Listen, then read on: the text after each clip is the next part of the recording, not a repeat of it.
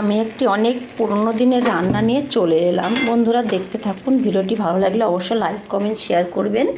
এই রান্নাটি আমার জেঠি শাশুড়ির কাছ থেকে শেখা, আমার লাউয়ের পায়েস। তো কী করে করছি আপনারা দেখুন। নমস্কার বন্ধুরা, চলে এলাম আবার একটু ভিন্ন স্বাদের রান্না নিয়ে।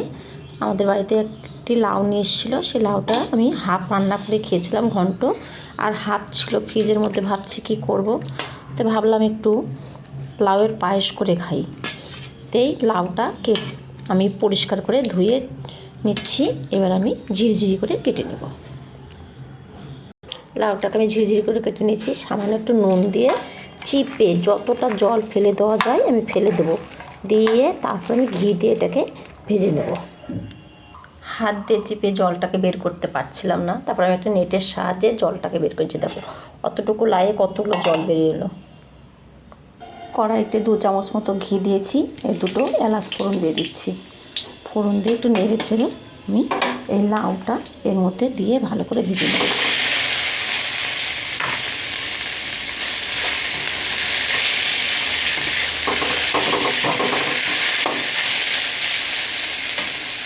এর মধ্যে আরেকটু নুন দিয়ে দিচ্ছি আমি। লাউটা আমার প্রায় ভাজা হয়ে গেছে। এদিকে আমি দুধ বসিয়েছিলাম, দুধটা জাল দিয়ে নিচ্ছি ভালো করে, ঘন করে। এর মধ্যেটা আমি এখন ঢেলে দেব। দুধটা আমি এর মধ্যে ঢেলে দিচ্ছি।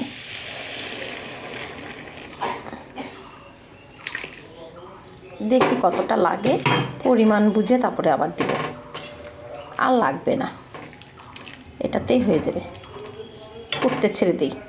পায়েসের মধ্যে আমি এই যে এইগুলো মিষ্টিগুলো দেবো। আমাদের এখানে কয়েকদিন আগে বললাম কালী পুজো হয়েছিল, সবাই প্রসাদ দিয়েছে।